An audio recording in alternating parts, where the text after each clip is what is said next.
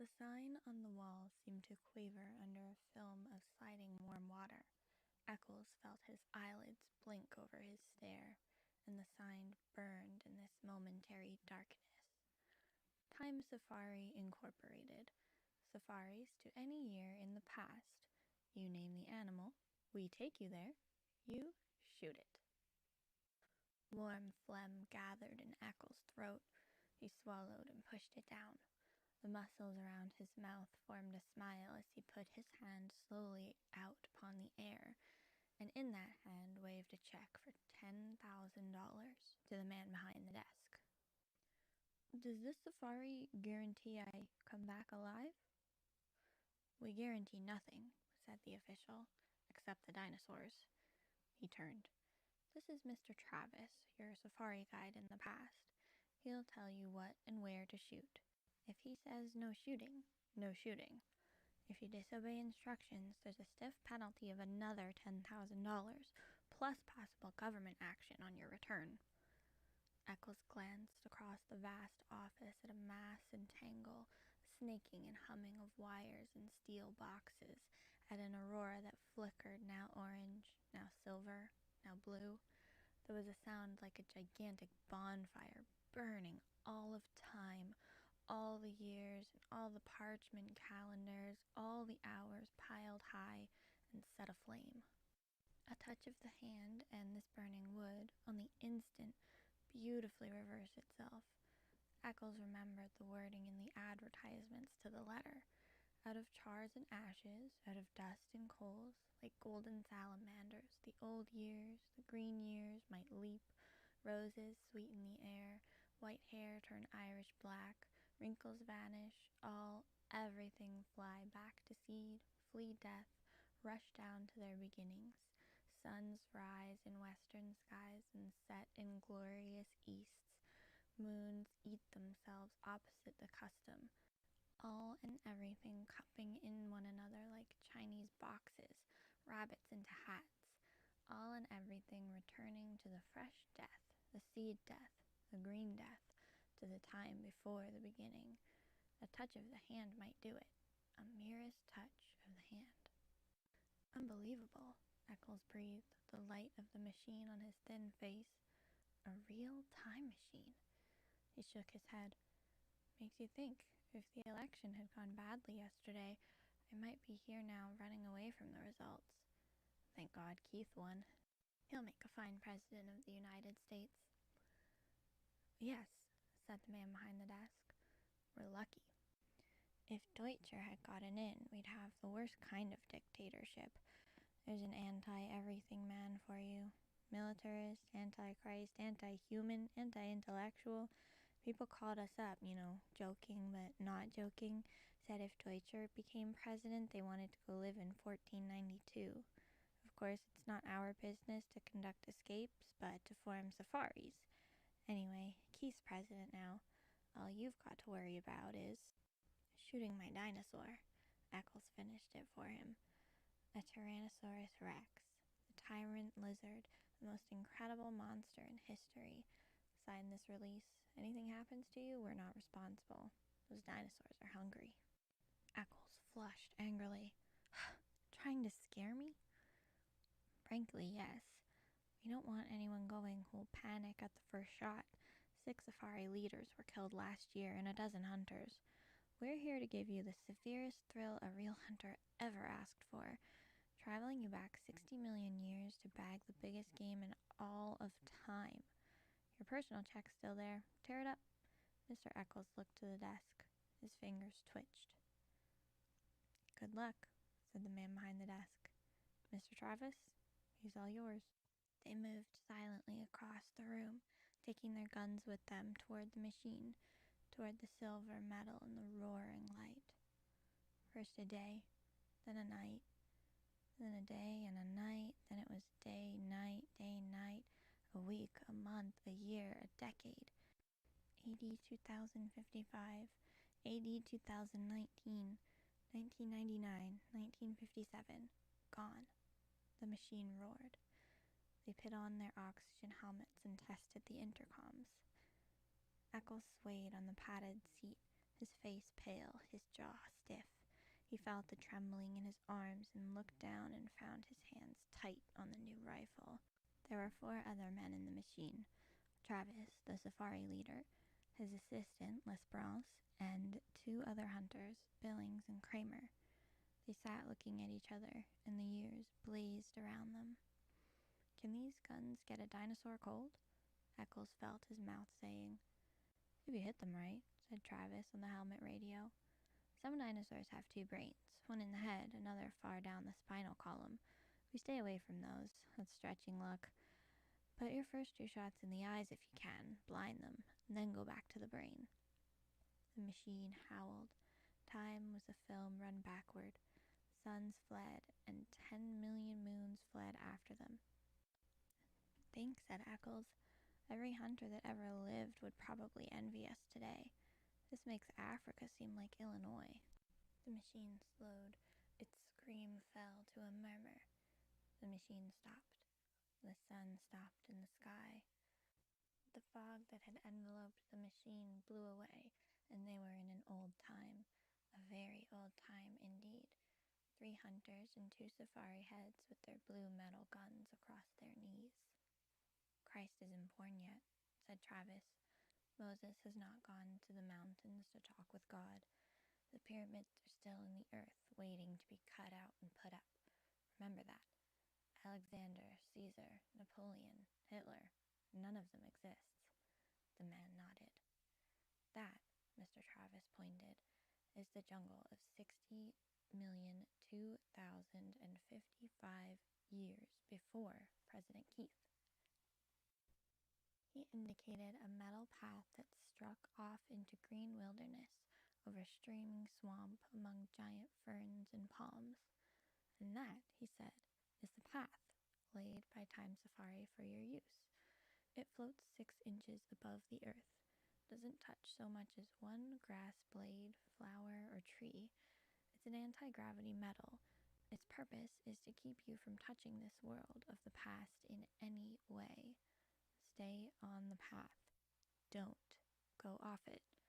I repeat, don't go off for any reason. If you fall off, there's a penalty. And don't shoot any animal we don't okay." "Why?" asked Eccles. They sat in the ancient wilderness. Far birds' cries blew on a wind, and the smell of tar in an old salt sea, moist grasses, flowers, and the color of blood. "We don't want to change the future. We don't belong here in the past. The government doesn't like us here. We have to pay a big graft to keep our franchise. The time machine is finicky business. Not knowing it, we might kill an important animal, small bird, a roach, a flower even, thus destroying an important link in a growing species." "That's not clear," said Eccles. "All right," Travis continued. "Say we accidentally kill 1 mouse here. That means all future families of this one particular mouse are destroyed, right?" "Right.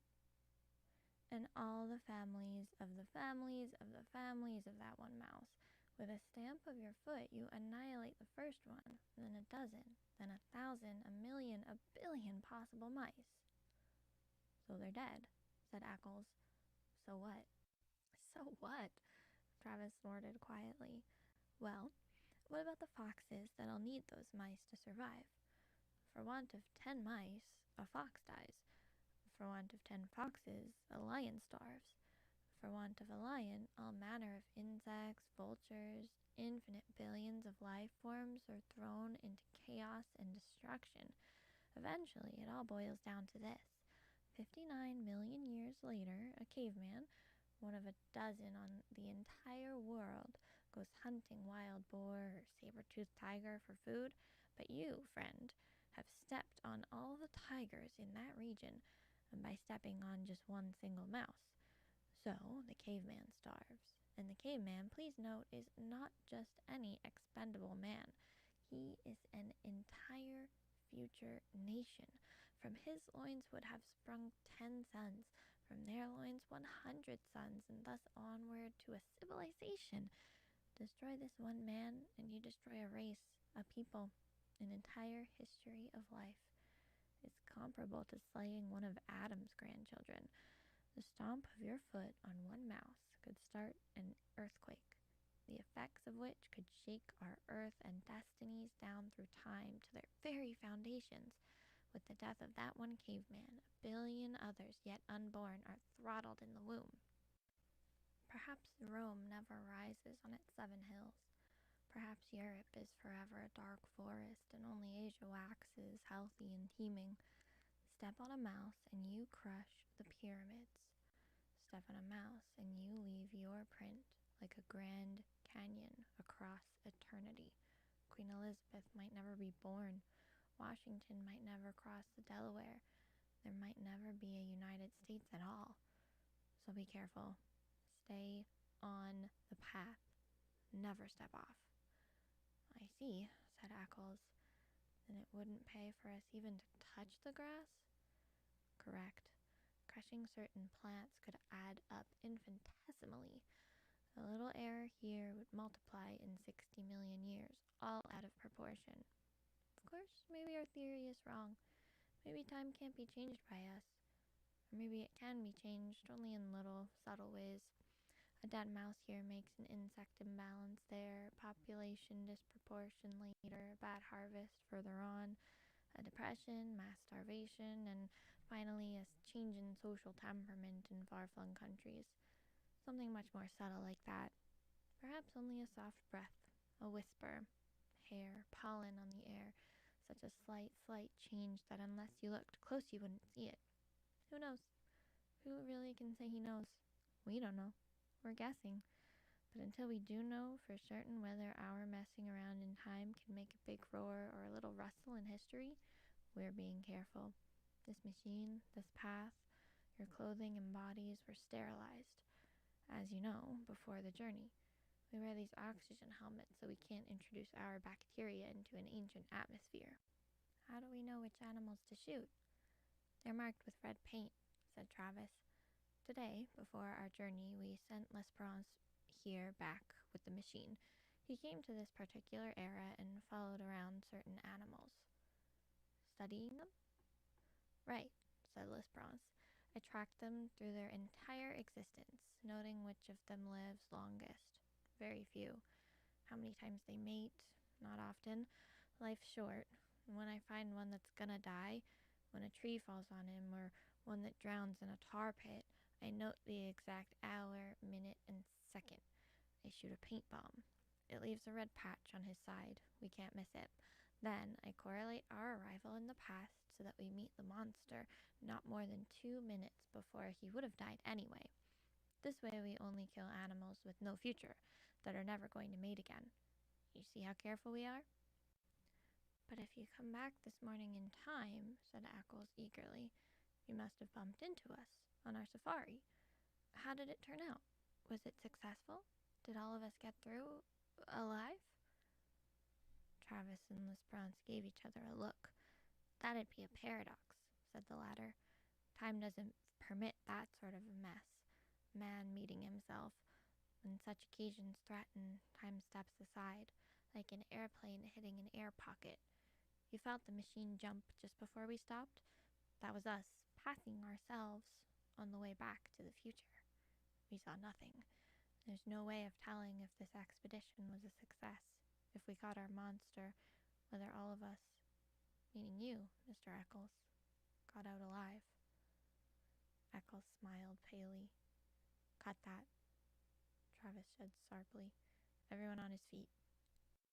They were ready to leave the machine. The jungle was high, and the jungle was broad, and the jungle was the entire world forever and forever. Sounds like music and sounds like flying tents filled the sky, and those were pterodactyls soaring with cavernous gray wings, gigantic bats of delirium and night fear. Eccles, balanced narrow on the path, aimed his rifle playfully. Stop that, said Travis. Don't even aim for fun. Blast you. If your gun should go off. Eccles flushed. Where's our Tyrannosaurus? L'Esperance checked his wristwatch. Up ahead, we'll bisect his trail in 60 seconds. Look for the red paint. Don't shoot till we give the word. Stay on the path. Stay on the path. They moved forward in the wind of morning. Strange, murmured Eccles. Up ahead, 60 million years, election day over. Keith made president. Everyone celebrating. And here we are, a million years lost, and they don't exist. The things we worried about for months, a lifetime, not even born or thought of yet. Safety catches off, everyone, ordered Travis. You, first shot, Eccles. Second, Billings. Third, Kramer. I've hunted tiger, wild boar, buffalo, elephant, but now this. This is it, said Eccles. I'm shaking like a kid. Ah, said Travis. Everyone stopped. Travis raised his hand. Ahead, he whispered, in the mist. There he is. There's his royal majesty now. The jungle was wide and full of twitterings, rustlings, murmurs, and sighs. Suddenly it all eased, as if someone had shut a door. Silence. A sound of thunder. Out of the mist, 100 yards away, came the Tyrannosaurus Rex. It, whispered Eccles. Shh. It came on great, oiled, resilient, striding legs. It towered 30 feet above half the trees, a great evil god folding its delicate watchmaker's claws close to its reptilian chest. Each lower leg was a piston, 1,000 pounds of white bone sunk in thick ropes of muscle, sheathed over in a gleam of pebbled skin like the mail of a terrible warrior. Each thigh was a ton of meat, ivory and steel mesh. And from the great breathing cage of the upper body, those two delicate arms dangled out front, arms with hands which might pick up, examine men like toys, while the snake neck coiled, and the head itself, a ton of sculptured stone, lifted easily upon the sky. Its mouth gaped, exposing a fence of teeth like daggers. Its eyes rolled, ostrich eggs, empty of all expression save hunger. It closed its mouth in a death grin. It ran its pelvic bones, crushing aside trees and bushes, its taloned feet clawing up damp earth, leaving prints 6 inches deep wherever it settled its weight. It ran with a gliding ballet step, far too poised and balanced for its 10 tons. It moved into a sunlit area warily, its beautifully reptilian hands feeling the air. Why? Eccles twitched his mouth. It could reach up and grab the moon. Shh! Travis jerked angrily. He hasn't seen us yet. It can't be killed. Eccles pronounced this verdict quietly, as if there could be no argument. He had weighed the evidence, and this was his considered opinion. The rifle in his hand seemed a cap gun. We were fools to come. This is impossible. Shut up, hissed Travis. Nightmare. Turn around, commanded Travis. Walk quietly to the machine. We'll remit half your fee. He didn't realize it would be this big, said Eccles. I miscalculated, that's all. And now I want out. It sees us. There's the red paint on its chest. The tyrant lizard raised itself. Its armored flesh glittered like 1,000 green coins. Those coins, crusted with slime, steamed. In the slime, tiny insects wriggled so that the entire body seemed to twitch and undulate, even while the monster itself did not move. It exhaled. The stink of raw flesh blew down the wilderness. Get me out of here, said Eccles. It was never like this before. I was always sure I'd come through alive. I had good guides, good safaris, and safety. This time I figured wrong. I've met my match, I admit it. This is too much for me to get a hold of. Don't run, said Lesperance. Turn around. Hide in the machine. Yes, Eccles seemed to be numb. He looked at his feet as if trying to make them move. He gave a grunt of helplessness. Eccles! He took a few steps, blinking, shuffling. Not that way! The monster, at the first motion, lunged forward with a terrible scream. It covered 100 yards in 6 seconds. The rifles jerked up and blazed fire. A windstorm from the beast's mouth engulfed them in the stench of slime and old blood. The monster roared, teeth glittering with the sun. The rifles cracked again. Their sound was lost in shriek and lizard thunder.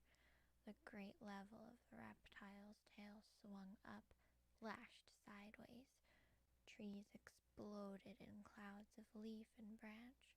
The monster twitched its jeweler's hands down to fondle at the men, twist them in half, crush them like berries, to cram them in its teeth and its screaming throat. Its boulder stone eyes leveled with the men. They saw themselves mirrored. They fired at the metallic eyelids and the blazing black iris. Like a stone idol, like a mountain avalanche, the Tyrannosaurus fell. Thundering, it clutched trees, pulled them with it. It wrenched and tore the metal path. The men flung themselves back and away. The body hit 10 tons of cold flesh and stone. The guns fired. The monster lashed its armored tail, twitched its snake jaws, and lay still. A fount of blood spurted from its throat. Somewhere inside, a sack of fluids burst. Sickening gushes drenched the hunters. They stood, red and glistening. The thunder faded. The jungle was silent. After the avalanche, green peace. After the nightmare, morning. Billings and Kramer sat on the pathway and threw up. Travis and Lesperance stood with smoking rifles, cursing steadily, and the time machine on his face. Eccles lay, shivering.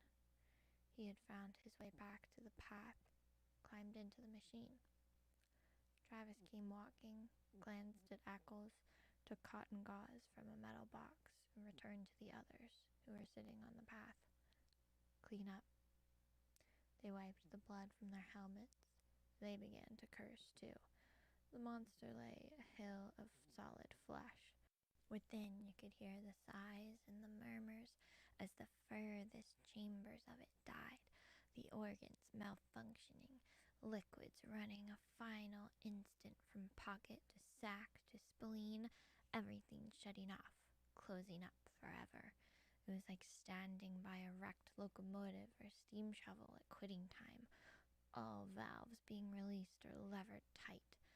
Bones cracked, the tonnage of its own flesh off balance, dead weight, snapped.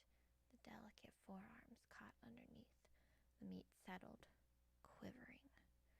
Another cracking sound. Overhead, a gigantic tree branch broke from its heavy mooring, fell. It crashed upon the dead beast with finality. There, Lesperance checked his watch. Right on time. That's the giant tree that was scheduled to fall and kill this animal originally. He glanced at the two hunters. You want the trophy picture? What? We can't take a trophy back to the future. The body has to stay right here where it would have died originally, so the insects, birds, and bacteria can get at it, as they were intended to. Everything in balance. The body stays, but we can take a picture of you standing near it. The two men tried to think, but gave up, shaking their heads.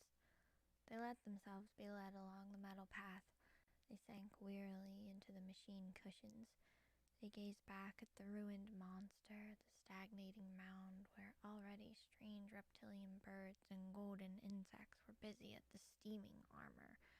The sound on the floor of the time machine stiffened them. Eccles sat there, shivering.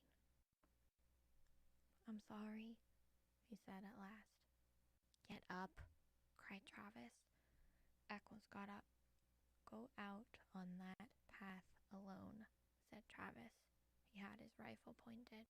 "You're not coming back in the machine. We're leaving you here." Lesperance seized Travis's arm. "Wait, stay out of this." Travis shook his hand away. "This fool nearly killed us. But it isn't that so much. No, it's his shoes. Look at them. He ran off the path. That ruins us. We'll forfeit thousands of dollars of insurance. We guarantee no one leaves the path.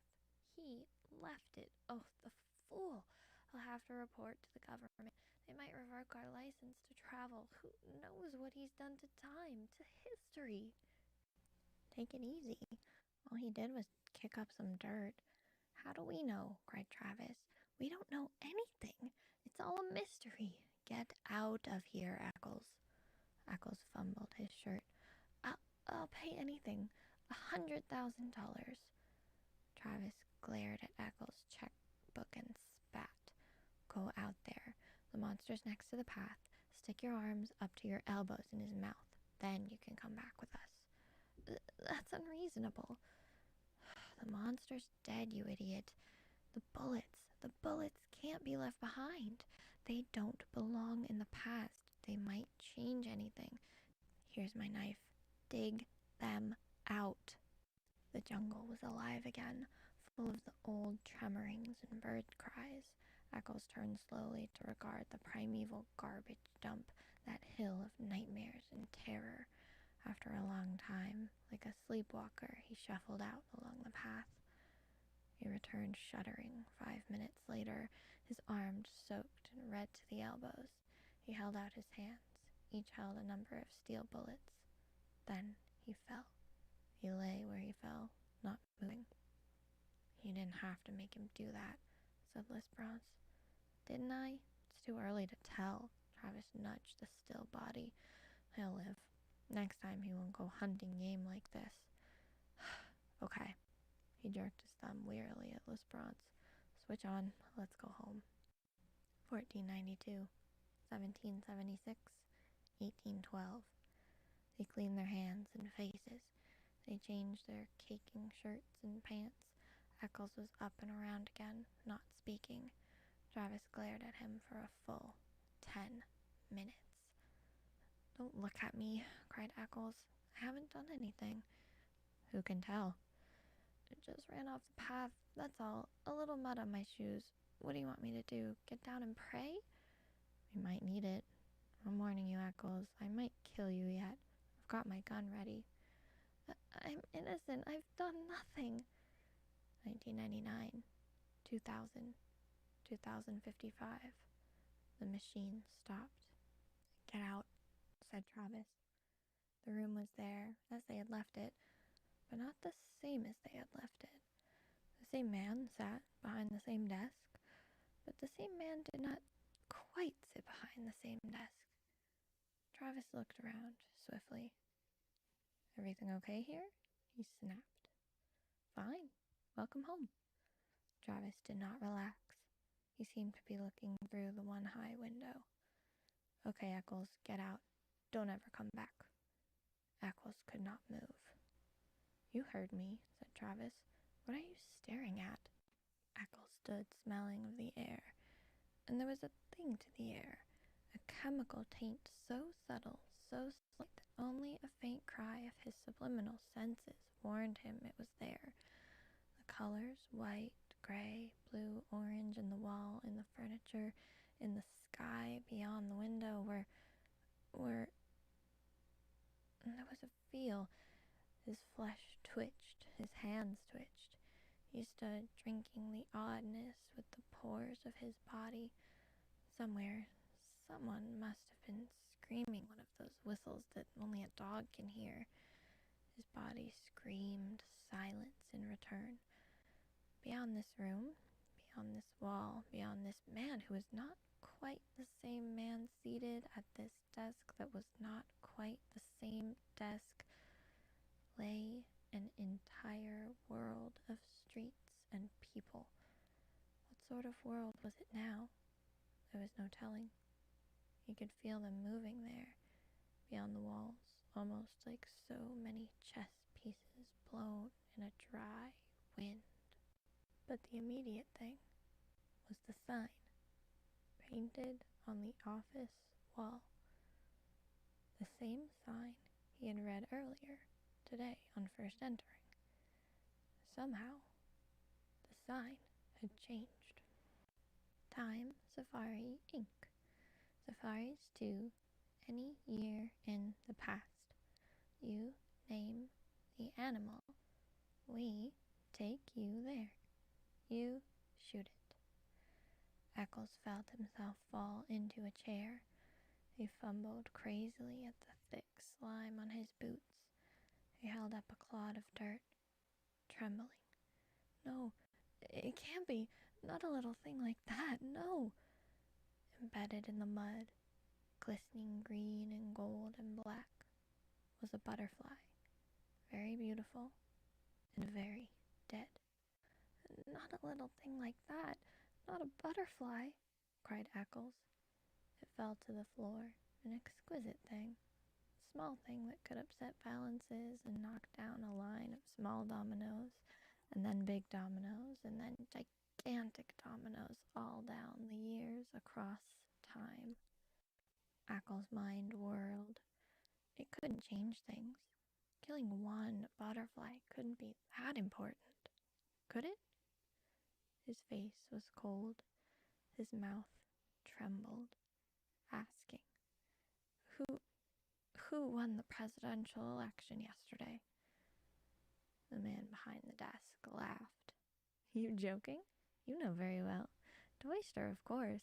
Who else? Not that fool weakling Keith. We got an Iron Man now, man with guts. The official stopped. What's wrong? Eccles moaned. He dropped to his knees, scrabbled at the golden butterfly with shaking fingers. Can't we, he pleaded to the world, to himself, to the officials, to the machine. Can't we take it back? Can't we make it alive again? Can we start over? Can't we? He did not move. Eyes shut, he waited, shivering. He heard Travis breathe loud in the room. He heard Travis shift his rifle, click the safety catch, and raise the weapon. There was a sound of thunder.